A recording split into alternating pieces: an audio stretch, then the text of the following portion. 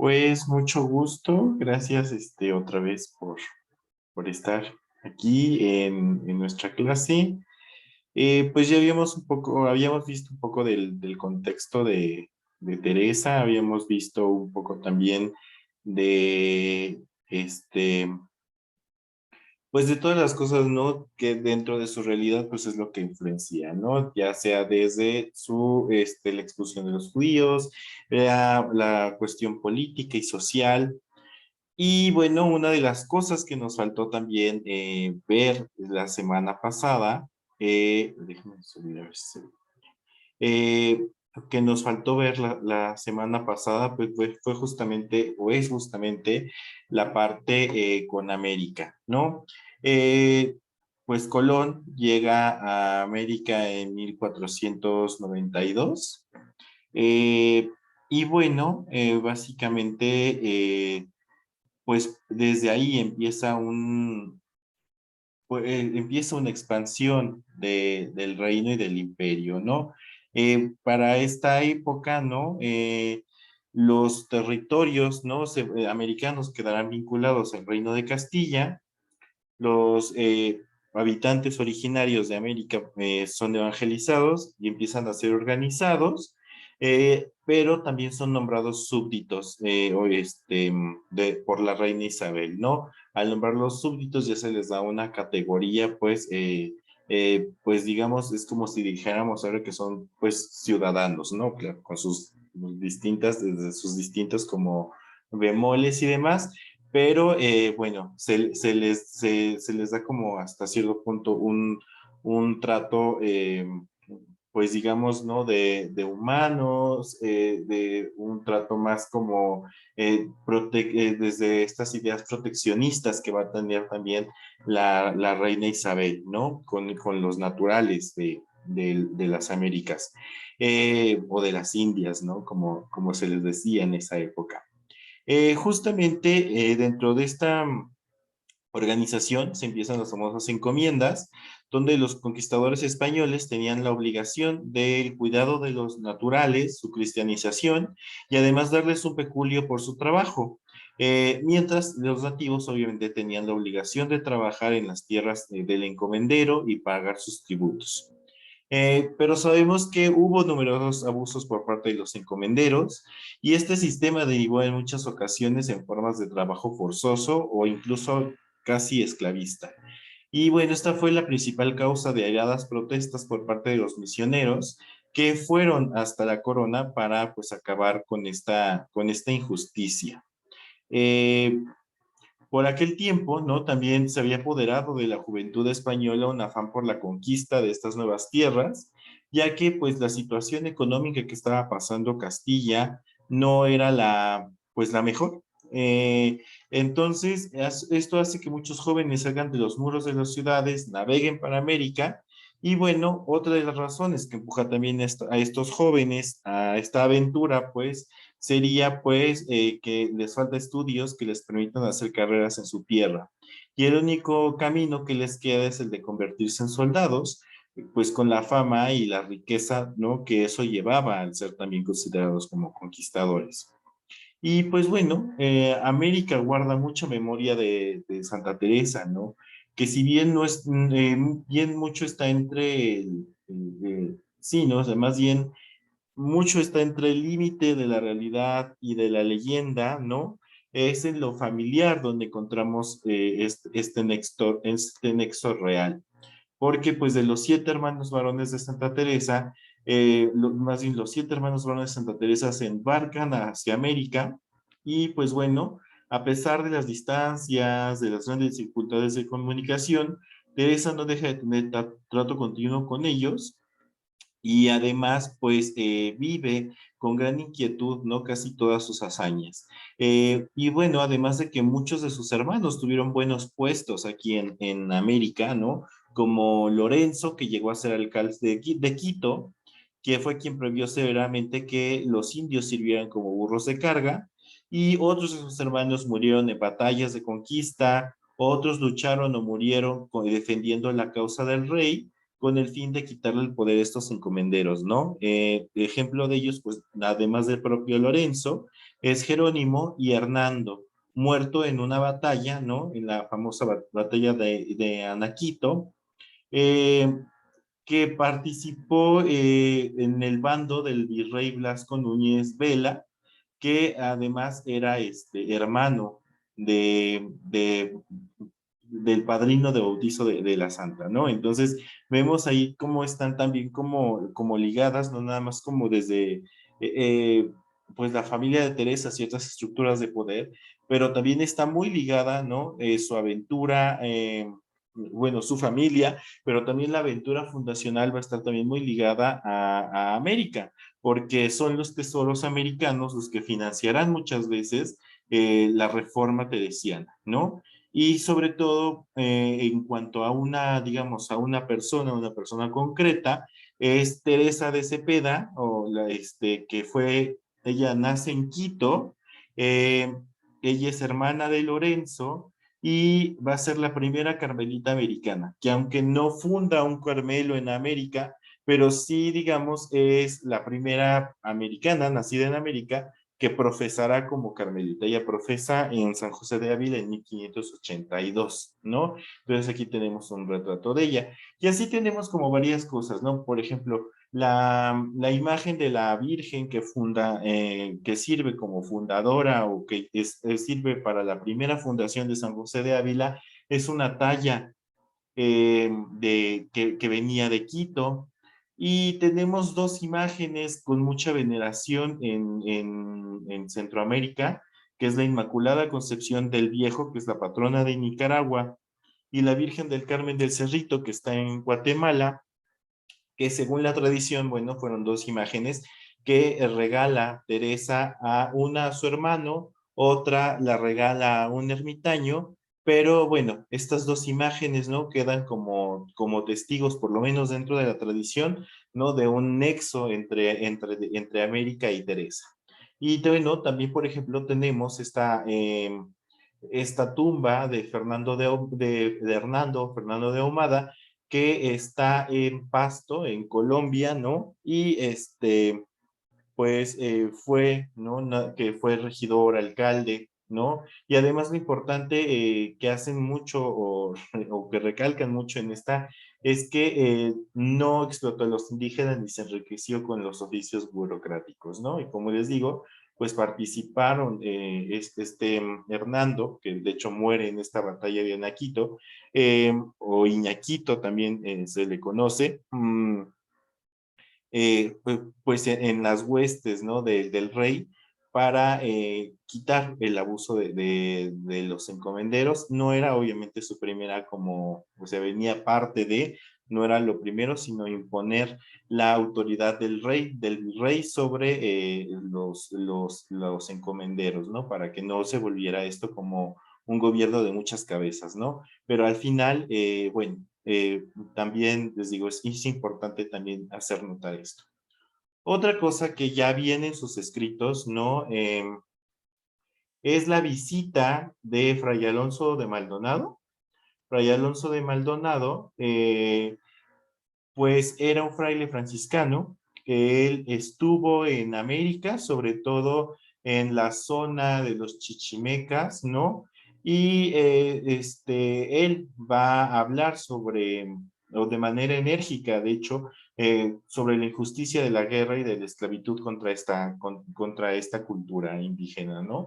De hecho, tuvo muchos problemas con la Inquisición por decir que el rey y todo su consejo se condenarían por las injusticias cometidas contra los indios en América. Y es este Fray Alonso Maldonado el que llega un día a San José de Ávila y Santa Teresa lo cuenta así, ¿no? A los 4 años, me parece algo más, después de fundado el convento en 1562, más o menos para 1566, 67, acertó a venirme a ver un fraile franciscano llamado Fray Alonso Maldonado, harto siervo de Dios y con los mismos deseos del bien de las almas que yo, y podíalos poner por obra, que le tuve yo harta envidia. Este venía de las Indias, poco había. Comenzóme a contar de los muchos millones de almas que allí se perdían por falta de doctrina, e hízonos un sermón y plática animándonos a la penitencia, y fuese. Yo quedé tan lastimada de la perdición de tantas almas que no cabía en mí. Fuime una ermita con hartas lágrimas.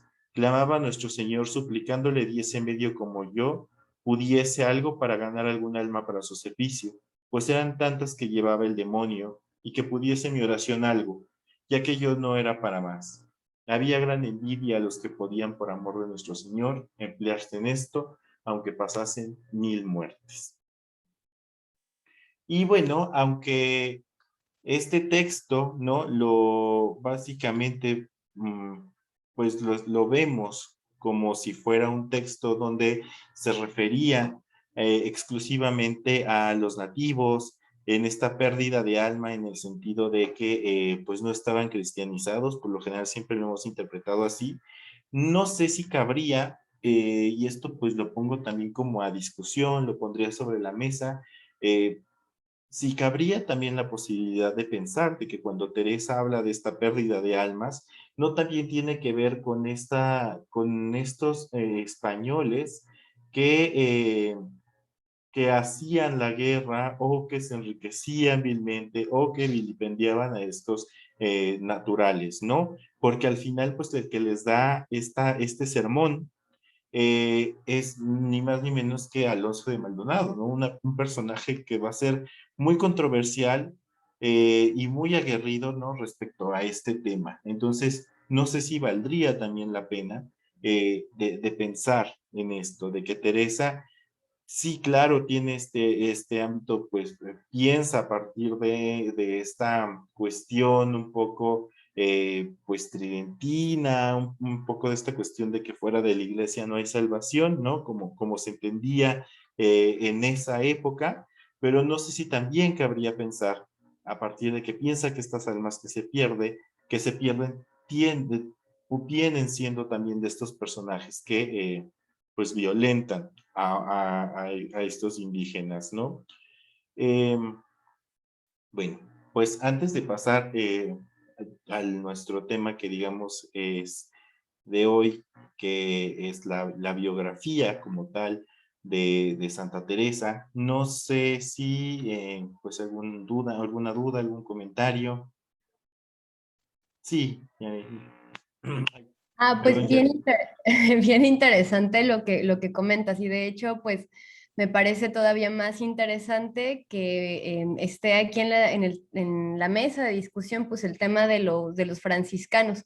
De nuevo, ¿no? Yo repito, pues yo vivo en Campeche y pues Campeche pues fue un territorio pues evangelizado justamente por los franciscanos y de hecho, si ustedes vienen, ojalá alguna vez vengan a visitarnos, sí, invitadísimos, ¿no? Aquí ya saben, tienen su casa, bienvenidos.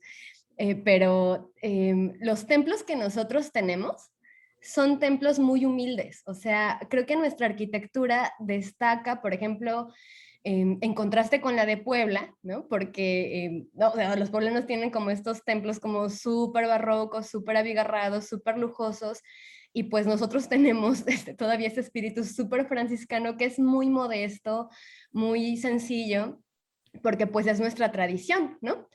Y un poco pues impulsada por averiguar más sobre mi propia pues tradición, mi propio patrimonio, pues digo, de nuevo, no soy una experta, no sé mucho de esto, pero pues hace poco estaba revisando el texto de Antonio Rubial, de La Hermana Pobreza, que justamente pues habla de los franciscanos y pues de su labor misionera en México, ¿no? Propiamente, y que sí destaca pues esta labor que ellos hacen justamente de denuncia de las injusticias, como tú decías, respecto a la encomienda, ¿no? Y que pues lejos de...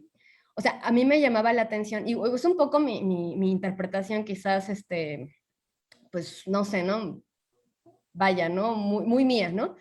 Un poco de lo que yo leí en este texto, pero pues vaya, ¿no? Como que yo siento que los misioneros intentaban más allá, bueno, sobre todo los franciscanos, porque Antonio Ruel sí menciona, ¿no?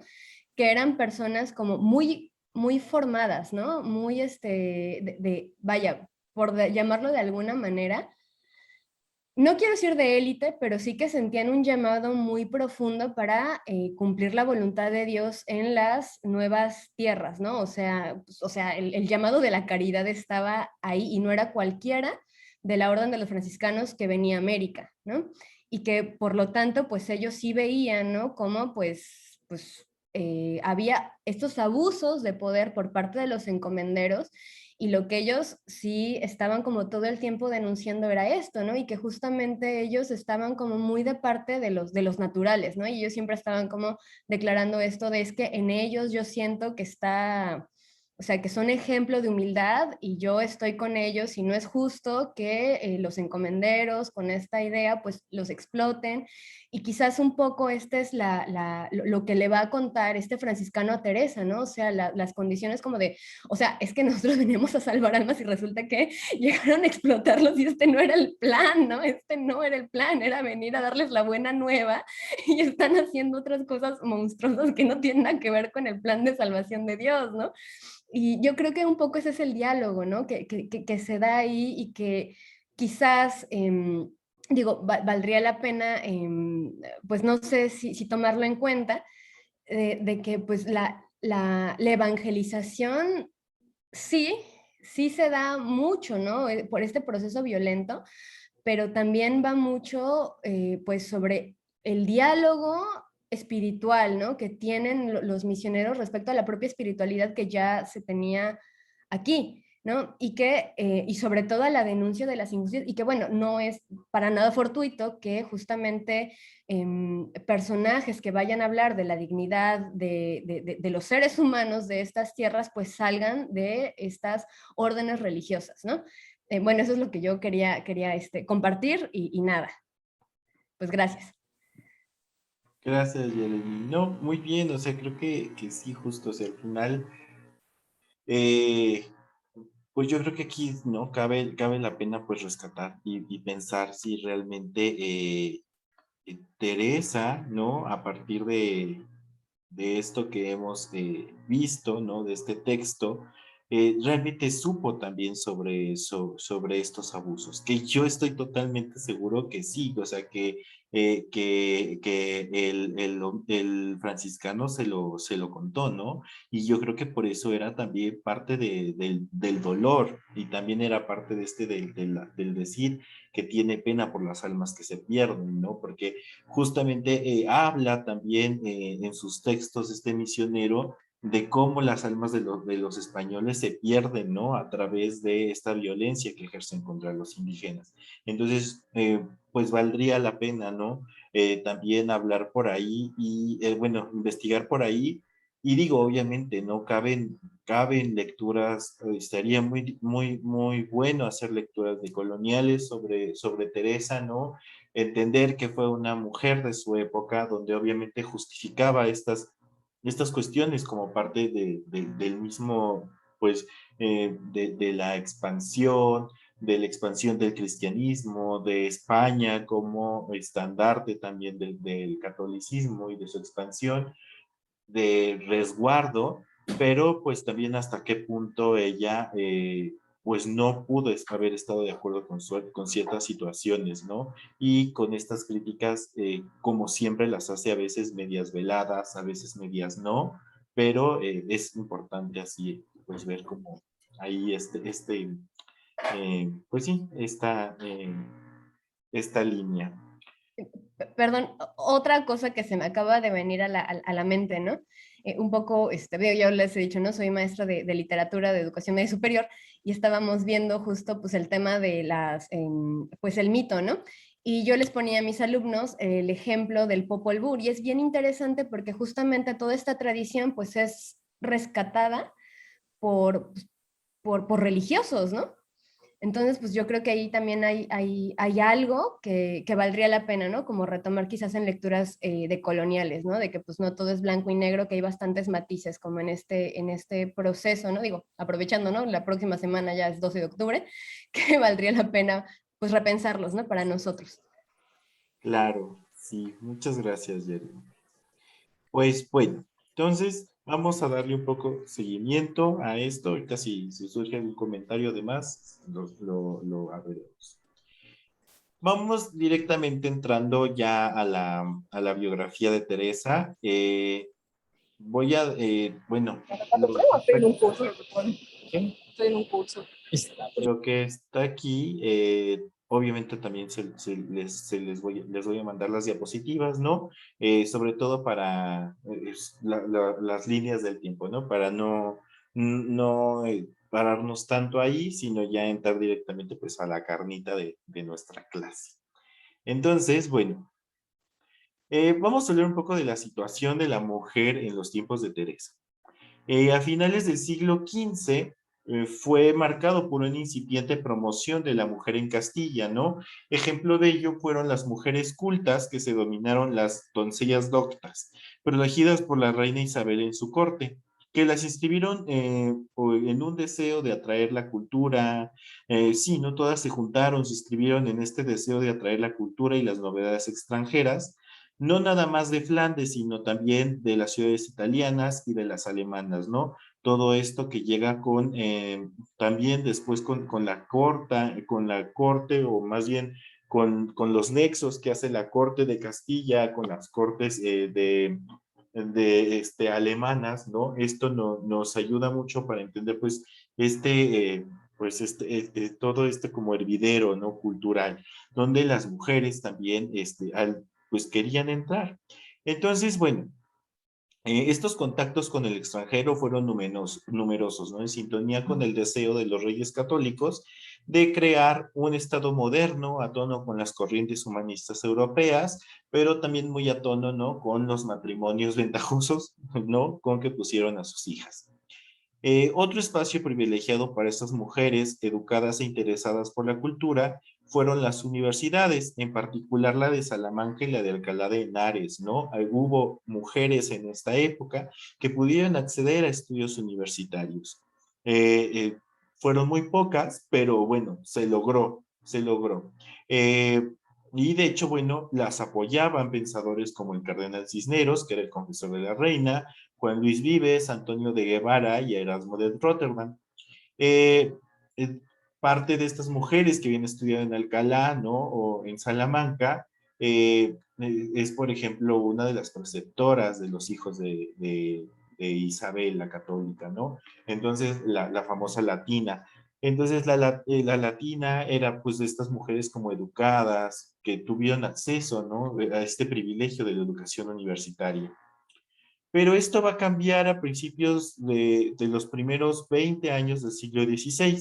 Entonces, tras la muerte de las reinas, de las infantes y las infantas y las nobles mecenas, así como pues que muchas de las princesas ya estuvieran casadas y fueran a otra corte, y con ellas pues también muchas de las mujeres letradas se fueron con ellas, ¿no?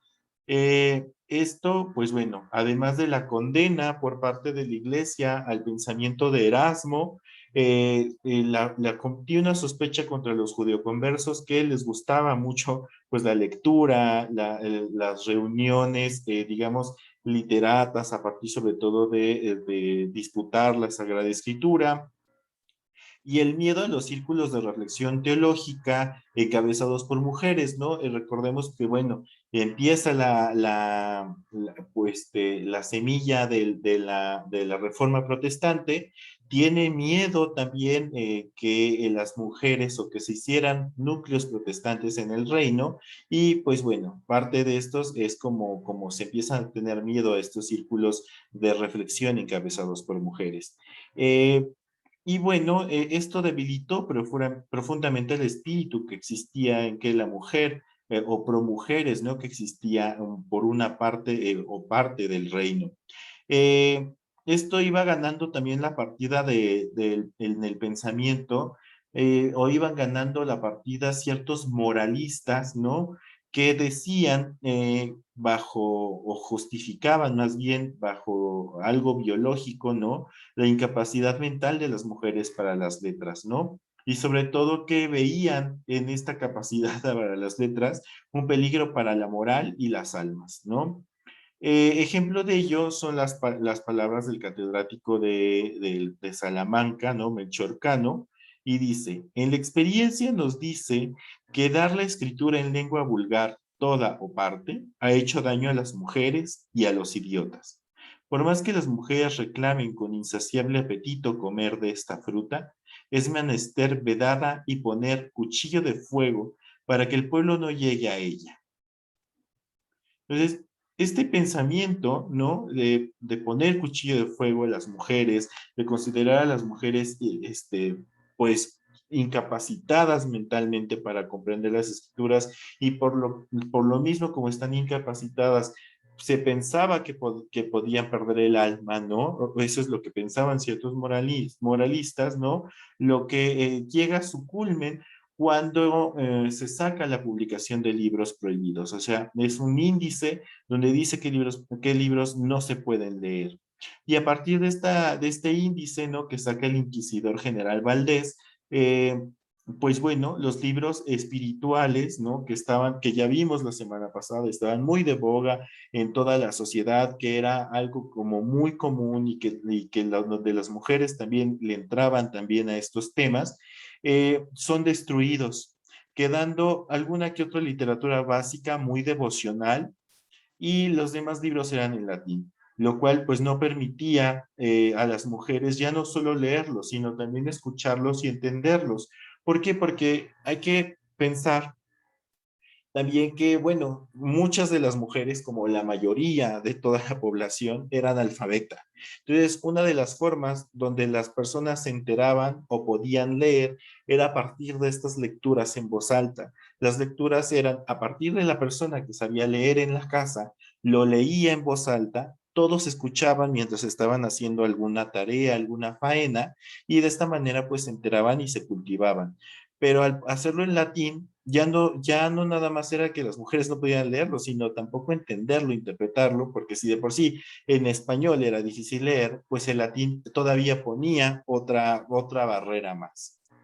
Y bueno, esta supuesta incapacidad de las mujeres terminó por sacarlas de la academia y las mujeres pues fueron vistas como sospechosas cuando tenían algún liderazgo espiritual. Esta falta de conocimiento es lo que hizo que muchas no supieran expresar sus ideas de alguna manera más ortodoxa y fueran vistas como alumbradas, ¿no? Que ya vimos que eran parte como una de las herejías, ¿no? Que estaban en esta época, era un movimiento espiritual. Eh, y bueno, que, eh, que fue un movimiento que vimos también que fue duramente condenado y perseguido por la Inquisición. Por otra parte, la vida de las mujeres se les tenía en poco. Realmente la vida de las mujeres era o valían a partir de su dependencia o relación con los hombres. Su vida dependía de la honra de sus maridos o familias o incluso de la obsesión del linaje, ¿no? Se sabe, pues, de casos donde las niñas recién nacidas se les dejaba morir. Testimonio de esto lo tenemos en la narración que hace Santa Teresa en el libro de Fundaciones, cuando nos cuenta cómo los padres de la fundadora del monasterio de Alba de Tormes, Teresa de Lais, la dejan a su suerte con la esperanza de que muriera solamente por el hecho de que había nacido mujer. Entonces, ante esto, no, Santa Teresa dirá, cosa cierto mucho para llorar, que sin entender los mortales lo que está mejor, como los que del todo ignoran los juicios de Dios, no sabiendo los grandes bienes que pueden venir de las hijas, ni los grandes males de los hijos. No parece que quieran dejar al que todo lo entiende y los cría, sino que se matan por lo que se habían de alegrar. Oh, válgame Dios, cuán diferente entenderemos estas ignorancias en el día donde se nos entenderá la verdad de todas las cosas. Y cuántos padres se verán ir al infierno por haber tenido hijos, y cuántas madres y también se verán en el cielo por medio de sus hijas. Y bueno, es que muchas veces para las familias, ¿no? Las mujeres eran una carga, ¿no? Para las mujeres en esta sociedad no había más que dos destinos honorables, ¿no? El de casada o el de monja. Y fuera de eso no quedaba más que el de las solteras, ¿no? Que, pues bueno, se convertían en solteronas a menos que entraran como terciarias o beatas en algún instituto religioso, Pero, y por otra parte, también la mujer era vista como garante de la honra familiar, y es la virginidad lo que les daba su valía, ¿no? Una mujer que perdía su virginidad valía menos, incluso hasta económicamente, ¿no?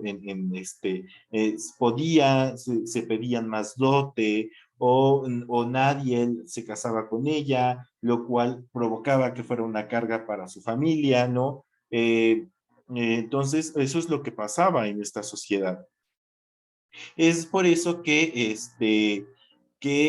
cuando la virginidad se perdía, pasaban a ser madres solteras y bueno, en el mayor número de los casos a ser despreciadas por su familia y bueno, pues terminaban en la prostitución empujadas por la miseria. Por ello, pues se guardaban a las hijas como el bien más preciado, ¿no? Encerrándolas en casa o en instituciones monacales mientras esperaban su destino, que era el de casarse, y era el pretexto perfecto para postergarlas también al mundo de las letras, porque decían que el que les enseñaran a escribir o a leer, pues las hacía más presa fácil de que su virtud se perdiera. Y bueno, justamente, ¿no? El mandato de género inducía a ver en lo femenino una debilidad espiritual e intelectual, incapaz de discernir y que necesitaba obligatoriamente la tutela masculina. Así el mundo femenino tuvo realmente que someterse a modelos de virtud que la relegaban solamente al ámbito doméstico. Ejemplo de ello es lo que escribe Fray Luis de León, ¿no? Que dice, ¿por qué le dio a las mujeres dio las fuerzas flacas y los miembros muelles, sino porque los crió, no por ser postas, sino para estar en su rincón asentadas? Y pues no las dotó Dios ni del ingenio que piden los negocios mayores, ni de fuerzas las que son menester para la guerra y el campo. Mídanse con lo que son y conténtense con lo que es de su suerte, y entiendan en su casa y anden en ella, pues las hizo Dios para ella sola. Y palabras no tan diferentes, ¿no? Aparecen incluso en el tercer abecedario espiritual, que fue el libro leído por Teresa, que más le causa impacto, la despierta en su vida de oración. Y bueno, de hecho, este libro, el maestro Zuna, desaconseja más bien la práctica espiritual en mujeres, ¿no? Y dice así, desde que vieres a tu mujer andar muchas estaciones y darse de boterías y que presuma de santa, ciérrale la puerta. Y si esto no bastare, quiebrale la pierna, si es moza, que coja podrá ir al paraíso. Bástele a la mujer oír un sermón y hacer si más quiere que le lean un libro mientras hila y a sentarse sobre la mano de su marido. Y bueno, esto es como parte, ¿no? De lo que vemos que vivían, ¿no? Las mujeres, lo que aconsejaban estos moralistas, estos grandes letrados. Pero bueno, también no nos olvidemos de estas otras marginadas, ¿no? De las cuales ni siquiera se hablan, eh, que en cierta manera vivían un poco con más libertad moral, pero también con menos oportunidades culturales, oportunidades económicas, y vivían confinadas a una vida de privaciones, ¿no? Estamos hablando de las criadas, de las esclavas, de las mancebas de los nobles o de los clérigos, y por último de las moriscas y gitanas que vivían en una continua segregación. Y bueno, pues al final este es el contexto, ¿no? Que le toca vivir a Teresa, este contexto de prohibiciones.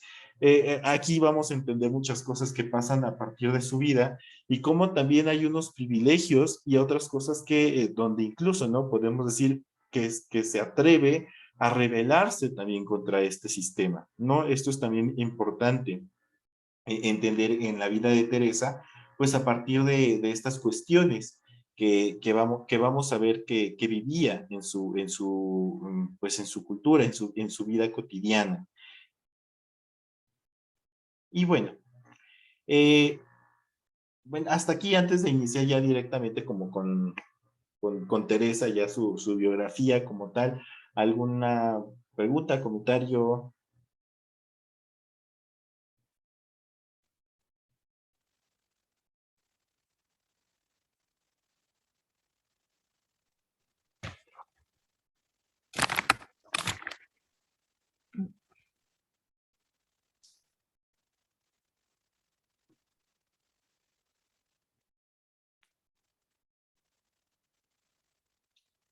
o le seguimos?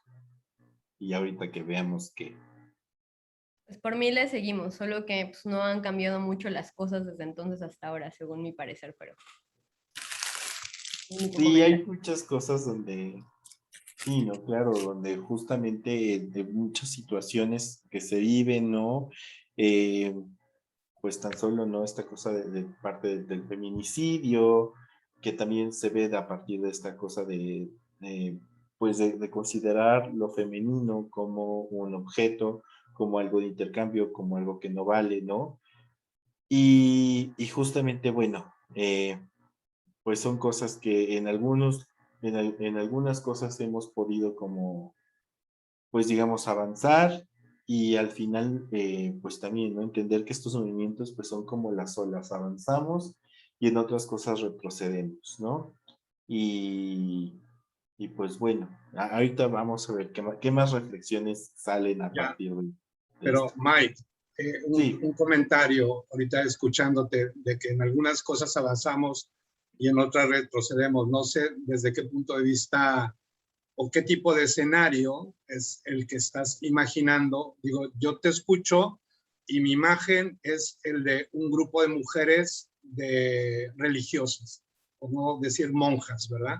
Pero desde esa perspectiva coincido en que creo que no ha cambiado mucho, ¿no? Sobre todo cuando los letrados de hace siglos pues eran intelectuales, ¿no? Cosa que en la actualidad esos letrados pueden ser incluso gente dentro de la jerarquía de la Iglesia Católica, ¿ya? Llámesele sacerdote, llámesele obispo, llámesele arzobispo, cardenal, etcétera. Entonces, creo que en ese sentido, por lo que he visto, no ha habido como un gran avance, ¿no? Digo, otra cosa es ver o es poner la mirada en un paisaje de mujeres católicas, ¿no? Que no están consagradas. Y ahí en ese sentido yo creo que sí ha habido avance, ¿no? Porque se ven ya mujeres intelectuales con conocimiento y con dominio del Evangelio y que propugnan, ¿sí? Como para que la mujer pueda de alguna manera también subirse al atrio y desde ahí compartir la palabra, ¿sí? Entonces, y en ese sentido, sí ha habido un avance, ¿no? Solamente. claro, no, sí, justo, y tienes razón, ¿no? Y eso es como, híjole, también es lo triste. Yo, bueno, más bien lo hablaba como desde a manera social, ¿no? A manera social, ¿no? Que sí vemos que, bueno, hay avances de derechos, los derechos humanos, la importancia también, ¿no? Pero bueno, también es cierto que dentro de nuestra dentro de esta jerarquía, de esta famosa pirámide, ¿no? De la jerarquía eclesiástica, es cierto que, pues bueno, las mujeres, ¿no? Pues están hasta abajo, ¿no? O sea, ¿cuántas veces no conocemos, ¿no? Estas congregaciones o estas religiosas que son obligadas a servirle al obispo, a servir al sacerdote, que al final no son más que mano, pues, de obra barata, sino, mejor dicho, esclava, ¿no? También para la iglesia. ¿Y cuántas mujeres teólogas y religiosas teólogas no tienen que salir de los monasterios o de sus conventos porque no les permiten hacer una investigación teológica o les paran, ¿no? Como se diría vulgarmente, les paran el carro? Bueno, sí, Alma y después Pita. Hola, yo solo quisiera comentar, estaba ahorita pensando con todas estas cuestiones en un curso que por parte de mi universidad que estuve haciendo hace tiempo sobre la historia de los feminismos. Entonces, en esta parte de protofeminismos, pues se habla de mujeres allá por los siglos XVI, XVII, que comenzaron pues a tener cierta participación en la literatura, en, en cierto tipo de actividades reservadas exclusivamente por el sexo masculino, ¿no? Y hablaban, por ejemplo, de Christine de Pizan, de otras mujeres que, bueno, a lo mejor ahorita mismo no recuerdo los nombres, pero yo siempre me pregunté, perdón, ¿por qué en esta cuestión de protofeminismo no figuraban los nombres de Santa Teresa de Ávila y de Sor Juana Inés de la Cruz, por ejemplo, ¿no? Que yo, bueno, no por ser anacrónica, ¿verdad? No diría que fueron feministas en el sentido estricto, pero sí creo que claramente en su vida y en la vida y en la obra de ambas podemos observar claros indicios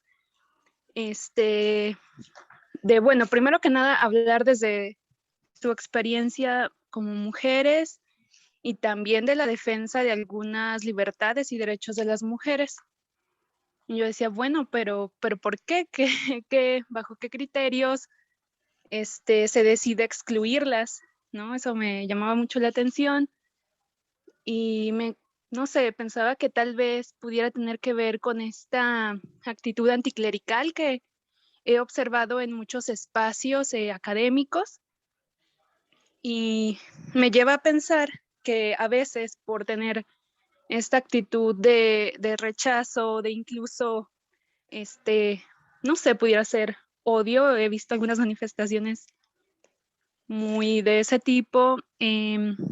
Se pierde la oportunidad de conocer a mujeres que, estando en los ambientes más patriarcales, en una de las instituciones más patriarcales, aún en medio de todo eso, fueron capaces de ejercer su capacidad de agencia, de influir, de marcar la historia.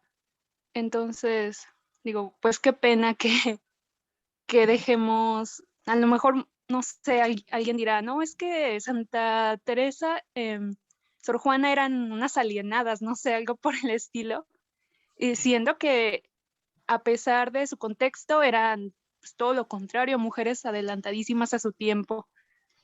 Y bueno, ahora que escucho un poco los comentarios en cuanto a las religiosas, desde mi propia experiencia como ex religiosa, puedo confirmar que es así. De verdad,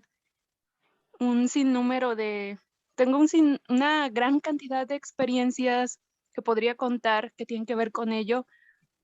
Y, por ejemplo, en esta cuestión, el otro día estaba recordando cosas y me preguntaba por qué casi nunca se les permite a las religiosas estudiar teología. No es algo que siempre tuve la inquietud de llegar a estudiar, y aunque lo solicité varias veces, pues me era negado y únicamente pues se nos hablaba de la posibilidad de, bueno, pues por ahí de repente eran un diplomado en no sé qué, puede que vayan y estudien un curso en ciencias religiosas, ese tipo de cuestiones, pero no se nos permitía ir más allá. Ajá, como si la teología fuera algo vedado para las religiosas, como si estuviera reservado únicamente a los sacerdotes, a los religiosos. Una gran cantidad de ejemplos que podría mencionar al respecto, pero sí coincido con esa idea. Y pues es todo. Muchas gracias. Sí, Pita. Ahorita Sí, sí. nada más es un pequeño comentario acerca de lo que decía Valente. Todavía hay en iglesias que padres, más bien no todos los sacerdotes, pero hay sacerdotes que pues sí no dejan subir a la mujer ¿cómo se llama? Ay, El se me fue. presbiterio. Ujú. Ajá, mira, yo soy mese, y sí, yo he encontrado todavía hasta la fecha en esta iglesia a la que asisto, hay un padre que no le gusta, por ejemplo, que le ayude uno mucho. Sí, ya lo empiezan a aceptar, pero todavía hay sacerdotes que no dejan, pues que les ayude uno. Y tiene razón Valente. ¿Por qué? No sé, pero pues son sacerdotes ya grandes, que yo creo que todavía están, como decimos, ¿no? Bueno, yo estoy ya grande, pero pues yo más o menos he entrado trato de estar a la época, ¿no?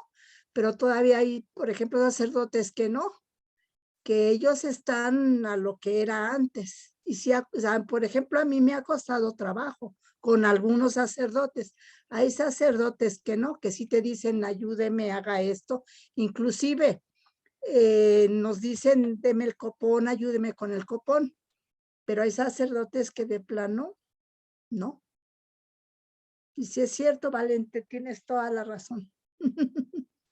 Era todo el comentario.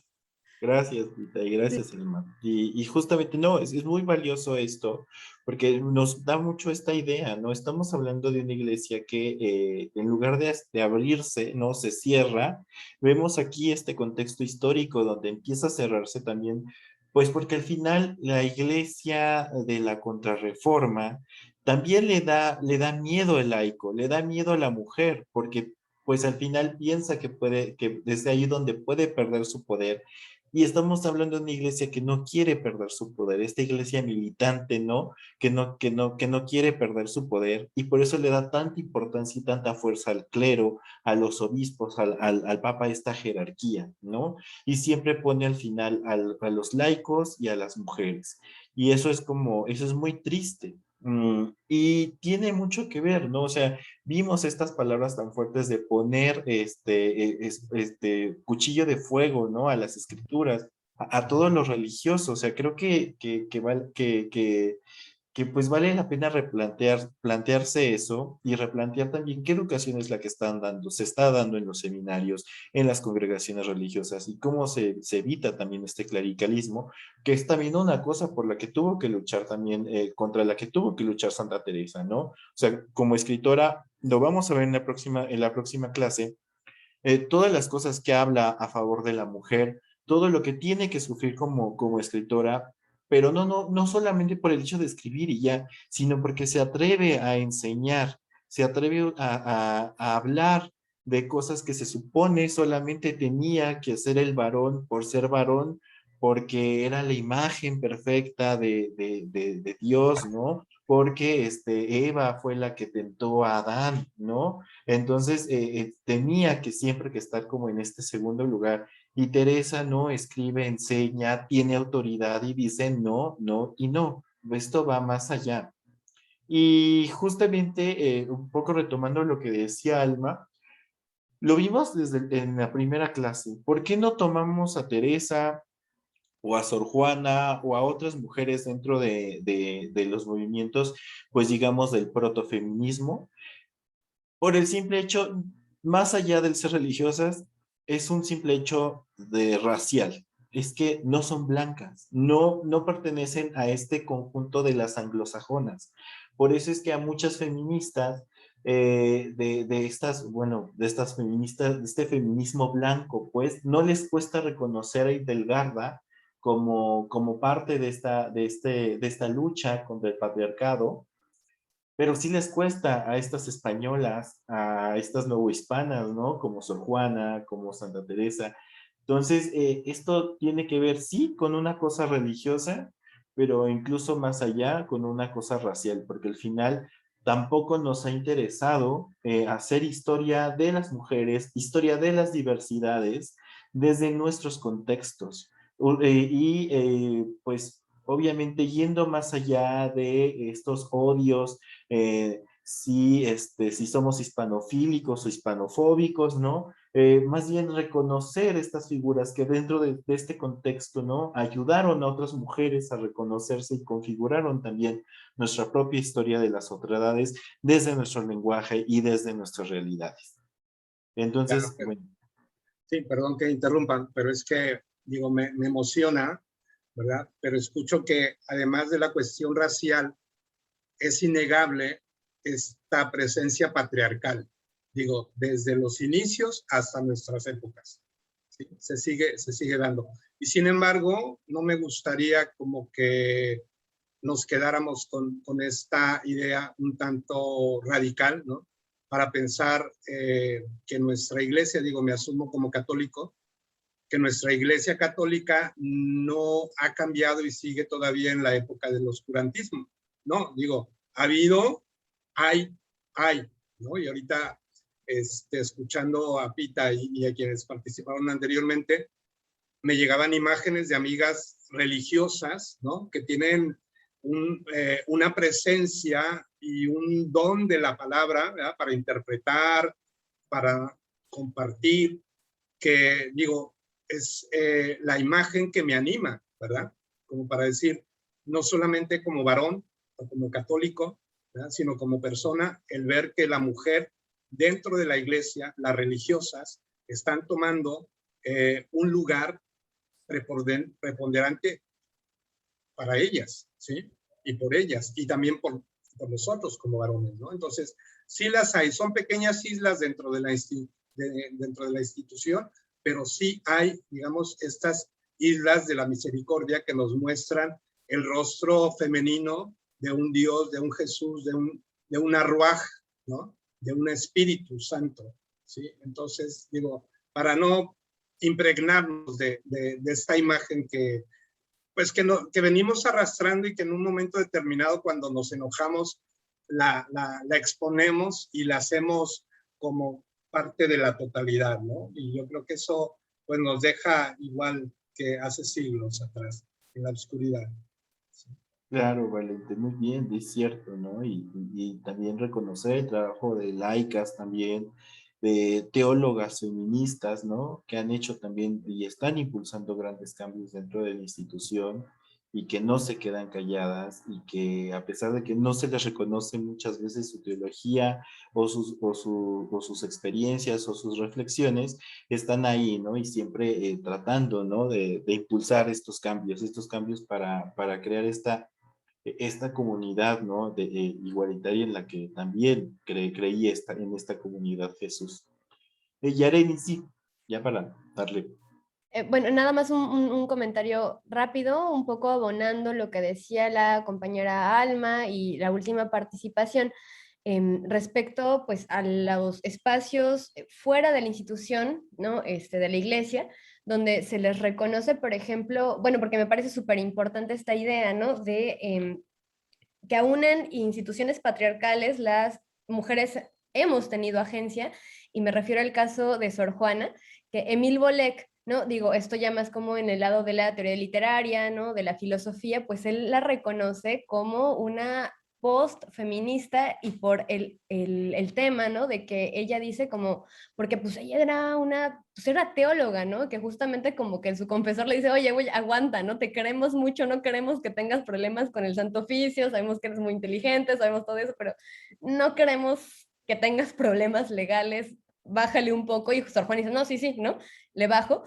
Pero es esto, ¿no? Cuando en su respuesta magistral a lo que se conoce, ¿no? Como la carta a Sor Filoteo de la Cruz, le dice, pues es que, o sea, las almas no tenemos género, ¿no? Y eso es lo que Émile Bolek, ¿no? En el análisis de su escritura dice, es que ella está más allá del feminismo, ella está más allá de esta discusión, y ella está desde su espiritualidad profundamente católica, ¿no? Haciendo una declaración, es decir, es que, porque ella lo dice, yo no soy mujer, ¿no? Porque las mujeres sirven para otra cosa y yo no soy mujer, yo soy una monja, yo soy una religiosa, y si Dios me dio este intelecto, sería un pecado no usarlo, y entonces yo obro respecto a la voluntad de Dios, y entonces hablo, pienso, discierno y digo, ¿no? Y eso es como ya, ¿no? Lo último que dice antes de que pues, se meta en problemas con el poder, ¿no? Pero Émile Bolek, ¿no? Digo, un poco para que quizás si la compañera quiere explorar un poco por ahí esta parte de esta inquietud que me parece súper legítima y súper interesante, pues ahí está, ¿no? Digo, es un texto que a mí me gustó muchísimo, ¿no? Sor Juana en la Cruz de la Crítica, algo así se llama, y pero también ¿no? Está también este trabajo, ¿no? De los laicos que estudian a religiosos diciendo, bueno, ¿no? Aquí están y es parte de la historia de las mujeres, que claro, ¿no? Es parte, ¿no? Como de un canon muy propio, muy latinoamericano, ¿no? Que estamos nosotros aquí haciendo, y nada más. Gracias, Yaremi, gracias por esta recomendación. Y sí, o sea, totalmente cierto. Qué loco, no me había puesto a pensar en esto. Sí, ay, digo, Sor Juana, ya, en queer. Me encanta. Muy bien, bueno.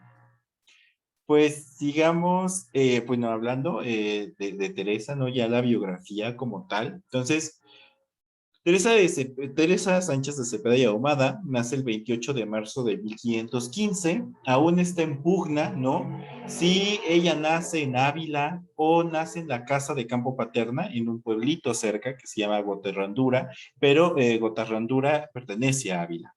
En el seno de una familia judío-conversa que compró su hidalguía, ya vimos, ella es la sexta de 12 hermanos y bueno, ya desde niña vamos a notar este ánimo aventurero y seductor, ¿no? Como en la famosa anécdota cuando era niña en que se quiere escapar a tierra de moros, al final, bueno, le encuentran, ¿no? Cerca del río junto con su hermano, pero es ahí donde se encuentra, ¿no? Esta parte de esta imagen de una niña que liderea, ¿no? Eh, bueno, también ella es educada por su familia, ¿no? Su familia se preocupa por una buena educación que tenga Teresa. De hecho, es una situación muy poco común en la época y además ella disfrutaba de las lecturas, de la educación.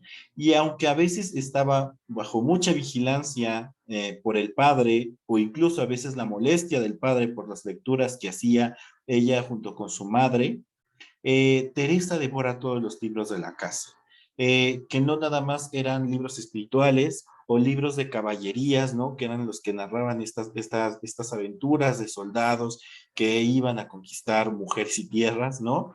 Pero sino también estaban obras de los clásicos de la literatura como Cicerón, Séneca, Virgilio, ¿no? Entonces, eso ayuda también a comprender, ¿no? Qué tipo pues de intelectual o la talla de intelectual que también era Teresa. Teresa sufre varias pérdidas a partir de su juventud. No solamente la muerte de la madre, cuando tiene entre 13 o 14 años, también la boda de las hermanas y los hermanos que se tienen que ir a buscar fortuna en las Indias, ¿no? Entonces vemos, ¿no? Que la vida de Teresa es una continua también separación. Por otra parte, cuando ya es joven, más bien adolescente, ella consume lecturas donde la sociedad está plasmando ciertos modelos de lo que es ser mujer. Su objetivo, como el de cualquier otra muchacha de su época, ¿no? Viene, que bueno, es el de buscar marido. Y justamente con estas lecturas, que además se lo refuerzan, es cuando empieza una época de galanteos, de perfumes, de acicales, ¿no? De coqueteo. Y además, bueno, las criadas de la casa y sus primas, que además eran vecinas, ¿no? Sirven de celestinas entre Teresa y un primo. El padre de Teresa, molesto y temeroso de su honra, que ya vimos al principio de nuestra clase, de que es lo que trataba, ¿no? Porque temía también la honra, ¿no? La manda internar como estudiante al monasterio agustino de Santa María de Gracia. Y era el año de 1531, y aunque era enemiguísima de ser monja, ¿no? El ejemplo de su maestra, Sor María de Briceño, el ver la vida de sus hermanas casadas y recordar que además su madre muere de sobreparto, ¿no?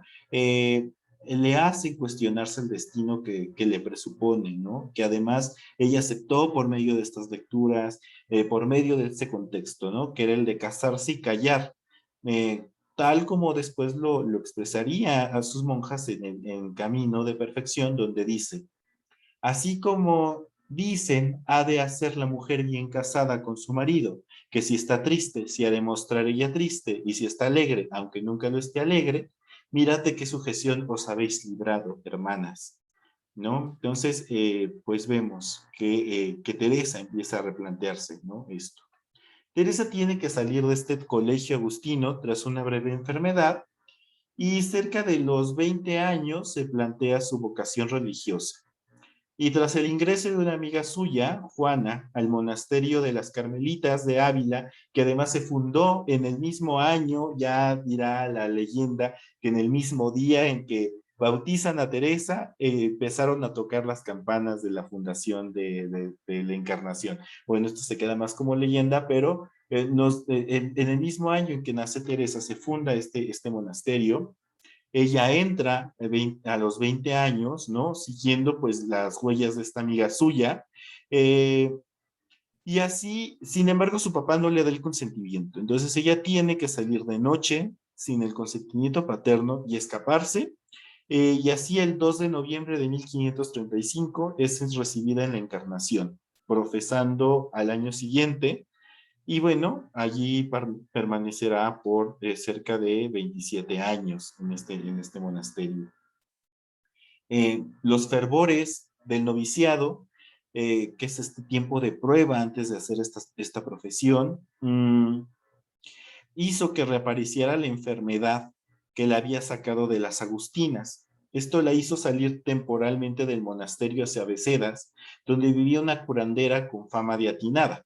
Sin embargo, esta curandera no hizo sino agravarle los males, tanto que regresa a Ávila en un estado lamentable, ¿no?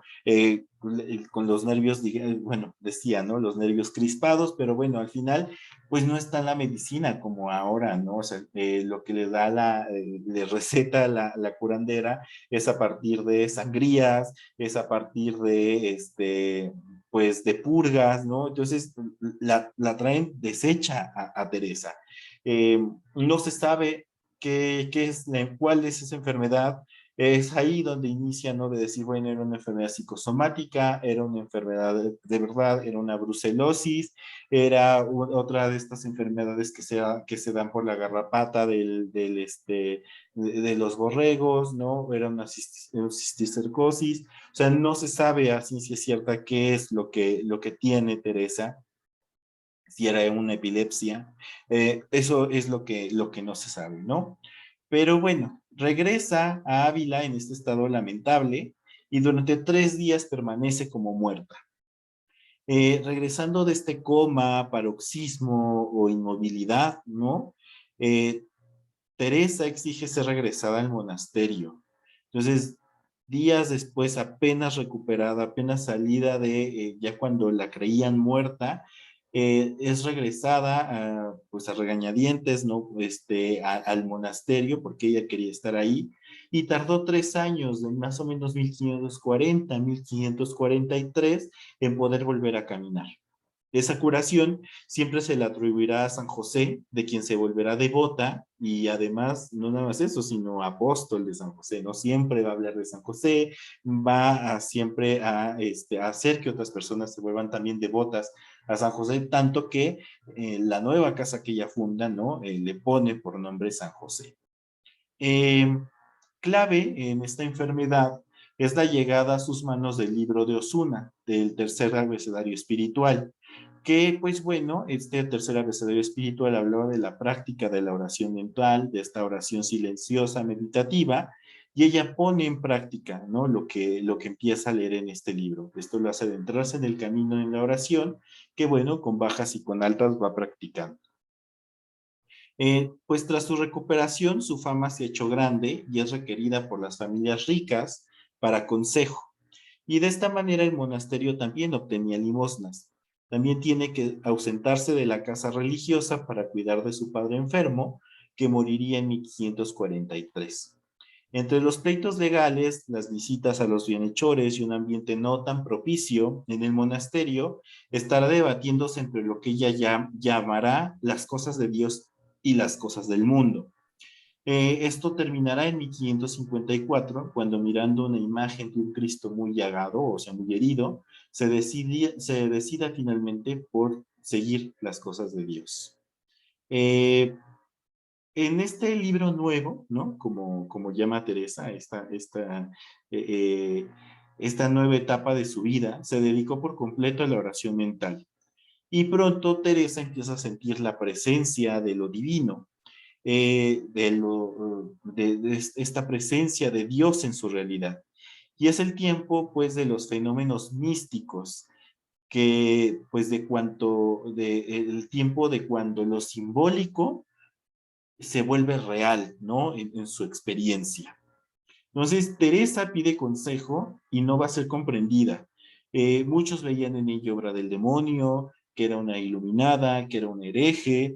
Empieza a tener los primeros problemas con la Inquisición, nunca llegó a juicio, pero pues empiezan a investigarla. Y bueno, serán los jesuitas y el propio San Pedro de Alcántara, que va a ser reformador de los franciscanos, quienes confirmarán el buen espíritu de la monja. Así, durante 3 años, Teresa tendrá que salir del monasterio, se va a ir a casa de una amiga suya, doña Guiomar de Ulloa, que era mamá de una de las monjas que era amiga de Teresa en la Encarnación. Y bueno, ahí viviendo en casa de doña Guiomar es donde va a encontrar mayor libertad para que tenga guía de los franciscanos y pueda pedir consejos a sus anchas. Y bueno, es que no es que la Encarnación fuera un territorio hostil o irreligioso, pero también es cierto que el monasterio reproduce las escalas sociales de la época. Muchas entraban, ¿no? Para remediarse, es decir, no entraban con vocación. Muchas entraban porque no se pudieron casar, porque querían escaparse de un matrimonio no arreglado o porque pues simplemente, pues no, o sea, realmente no, entraban por situaciones económicas, por fama, porque las obligaban los papás. Eh, entonces, y además querían seguir manteniendo sus privilegios, ¿no? Muchas de las que entraban no eran personas pues de alta alcurnia y querían seguir utilizando sus vestidos de lujo, seguir pues viviendo como, pues no como religiosas, sino al final como señoritas, ¿no? Pues nice, ¿no? E incluso querían llevar o llevaban a sus esclavas, ¿no? Al monasterio. Ellas no comían lo que ellas querían, no compartían nada, de hecho, pues muy pocas veces hasta la obligación del rezo en común tenían. Eh, y bueno, no nada más eso, sino que entre tanta esclava, entre tanta también, así como entraban monjas ricas, había monjas pobres que trabajaban duro, pues, y por algunas monedas para juntar para su dote, para que de alguna manera pudieran juntando su dote, escalar en el convento, ¿no? Y bueno, de esta manera, pues se tienen muchas necesidades en el convento. Eran cerca de 200 monjas cuando vive Teresa. Entonces, bueno, no monjas, sino de 200 mujeres que viven en el convento, entre seglares, entre monjas, entre esclavas, entre sirvientas. Entonces, esto hace que los gastos sean muchos, provoca mucho ruido, provoca mucha distracción para la vida orante y además tienen que estar al contentillo de los bienhechores, ¿no? Porque si no les sirven bien, si no les sonríen, si no les sirven como distracción, ¿no? A esta gente rica, pues no dan dinero y si no dan dinero, pues el monasterio se cae. ¿No? Y bueno, por eso les digo, tienen que estar en contentillo con los bienhechores, aunque por ejemplo se impongan condiciones tan absurdas para darles dinero como el rezar todos los días y cada minuto frente a sus tumbas, ¿no? Como fue el caso de uno de los bienhechores hasta que Teresa dijo ya no más. Aunque esta pintura no pertenece al tipo de Teresa, ¿no? Es un monasterio veneciano, de hecho, del siglo XVIII, pero nos ayuda un poco a situarnos, ¿no? Estas monjas que si ven, pues realmente ni pensaríamos que son monjas, las que están detrás de la reja, no utilizan hábito y es una franca fiesta la que se está viviendo ahí, ¿no? Y bueno, o sea, entre el galanteo, entre pues distracción, ¿no? Que pues al final pues no las dejaba ser libres. Y es así que Teresa, decidida a volver a la antigua observancia de la regla del Carmelo, y también desengañada de esta sociedad de su época basada en honras y dineros, plantea una vida más austera y encerrada donde los linajes no tuvieran cabida, donde los intereses de los ricos no se impusieran en la vida de la mujer consagrada, ¿no? Porque al final ella sabe que las mujeres no son bufones, no son compañeros, no son, o sea, no son objeto. Así, tras muchas negativas y penurias, el 24 de agosto de 1562 inaugura su propio convento llamado San José, cuna de una nueva familia religiosa, que van a ser las Carmelitas Descalzas, que van a tener sus pilares en la pobreza, en la oración, el trabajo y la fraternidad. llevando a sus descalzas a una libertad económica y de conciencia inédita en este siglo, ¿no? Entonces, justamente a partir de esto, pues donde los linajes ya no importaban, ya no importaba tu apellido, por eso Teresa impone esta costumbre de que cuando se entrara, se cambiaran el nombre por el nombre de algún santo o de algún misterio de la religión cristiana, y de esta manera, ¿no? Se rompía estos linajes porque entendían que todas son iguales ante los ojos de Dios, todas tienen que trabajar para comer, ¿no? De hecho, aquí hay unas cosas, ¿no? Eh, Siempre habla de que tienen que ser pocas monjas para que de esta manera, ¿no? Pueda existir una mejor convivencia entre todas. Y bueno, una importancia también de que, pues, de algo importante que dice, ¿no? Aquí que la priora sea la primera en la tabla de barrer. Es decir, que desde la priora, desde el punto más importante hasta el menor, todas son iguales, todas hacen las mismas cosas, ¿no? El Carmelo Teresiano, ¿no? Es un nuevo estilo de vida que se inaugura, ¿no? A partir, pues, también del silencio, de la soledad, pero también de mucha fraternidad, de, de, de mucha alegría, ¿no? Que es algo muy importante en Teresa. Y por eso Teresa pone que los monasterios tienen que existir 2 horas de oración, pero también 2 horas de recreación, o sea, les da el mismo nivel, porque ¿cómo vas a saber que tu relación con Dios está bien? Hemos hablado y vamos a ver más adelante, la espiritualidad teresiana es totalmente relacional. Entonces, si esta relación con Dios se tiene que reflejar en tu relación con los demás. Por eso es importante no estar ni ensimismadas, ni alejadas. Otra de las cosas que hace justamente es que sus monasterios van a estar siempre en las ciudades.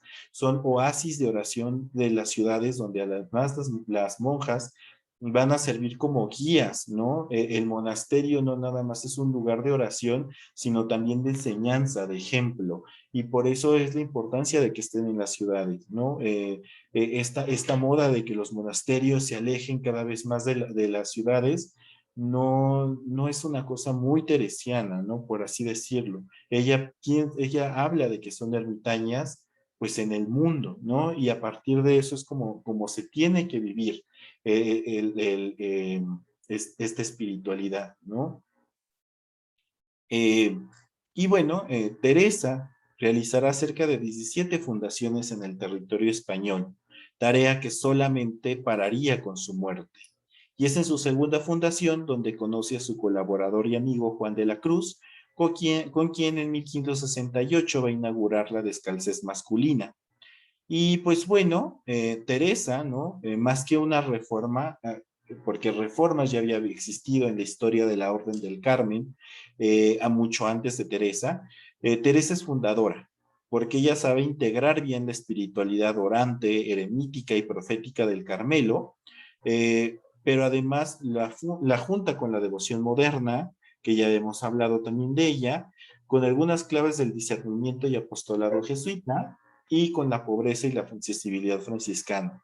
Entonces, ella a partir de este contexto saca una nueva espiritualidad, saca una nueva familia, que claro, su ejemplo sirve como reforma a la Orden del Carmen, pero este nuevo río que nace a partir de ella, ¿no? Poco a poco se va pues separando de este cauce, digamos, primario, y se hace una orden independiente un poco después de la muerte de Teresa. Y bueno, Teresa desarrolla 2 grandes labores, ¿no? Una de hecho es la reforma del Carmelo y la otra es la labor que queda por escrito, ¿no? Por eso ahí tenemos, ¿no? Las dos autoridades que tiene Teresa. La autoridad del ejemplo, que él hace por medio, esta autoridad se manifiesta en las fundaciones, la reforma, las luchas de Teresa por defenderlas, y la autoridad de la palabra, ¿no? Sus obras que transmiten su proyecto de libertad. Y una referencia de autoridad a la que pues todas sus discípulas aceptarán libremente, ¿no? Y que, bueno, van a interpretar también de forma distinta, pero pues al final sirve como ejemplo, un ejemplo de autoridad.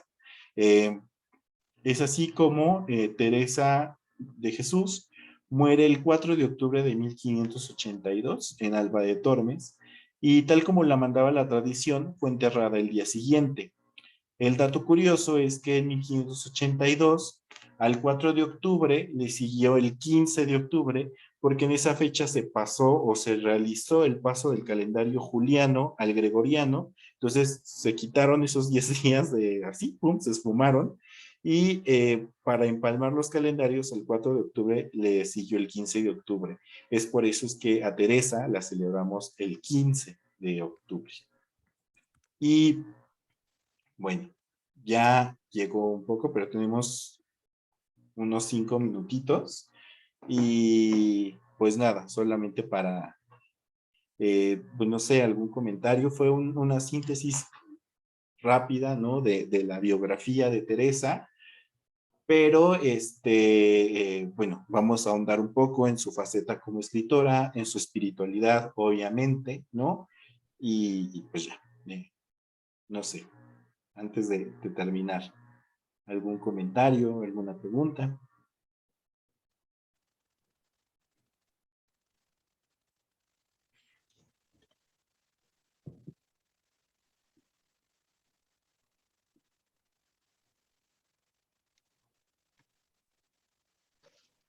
Yo, Pilar. Sí, ya. Bueno, pues antes que nada, gracias, Mike. Está muy padre tu exposición. Además de que conoces mucho del tema, pues lo expones de una manera muy accesible, ¿no? Muy rico. No así con grandes aspavientos o no sé, de una manera muy sofisticada, sino que muy aterrizada y muy cercana. Y dos, pues me maravilla la vida de esta mujer, una vez más, ¿no? Cómo a pesar de todo fue saliendo adelante y tomando en consideración los comentarios que anteriormente se hacía acerca de las mujeres dentro de la vida de la eclesial, sobre todo jerárquica, pues creo que es un ejemplo a seguir, ¿no? Ella, o sea, porque muchas veces podemos quedarnos en decir, bueno, en criticar cómo se trata a la mujer, ¿no? Que muchas veces no nada más es por parte de los hombres. Yo he escuchado mujeres que también dicen, no, es que la mujer no debería de hacer esto en las parroquias, la mujer no debería de... Entonces, pues es un sistema patriarcal enraizado en muchas y muchos.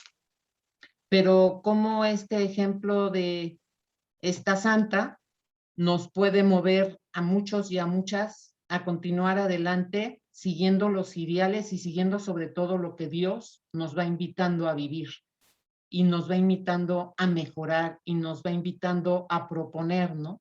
Para que cada vez pues su reino se extienda más en todos los niveles y también nosotros seamos más felices, porque yo pienso que esta mujer fue una mujer dentro de todo inmensamente feliz. Muchas gracias. Ese era nada más mi comentario. Agradecerte pues lo que nos estás mostrando, lo que veo, lo que me hace sentir y lo que esto me invita a realizar, a continuar en mi vida, ¿no? Como mujer católica, que ama a Dios y que bueno, a seguir adelante. Gracias. Gracias, Pilar, y muchas gracias por lo que me dices y también por lo que nos dices, ¿no? Claro, o sea, al final, pues ahora está mucho hablar de resiliencia, ¿no? Creo que Teresa fue una mujer resiliente, ¿no? Sabe sobreponerse a pesar de todo este contexto que muchas veces no estuvo a su favor, otras cosas que sí estuvieron a su favor, ¿no? Pero, pues bueno. Entonces, pues aquí terminamos nuestra clase de hoy.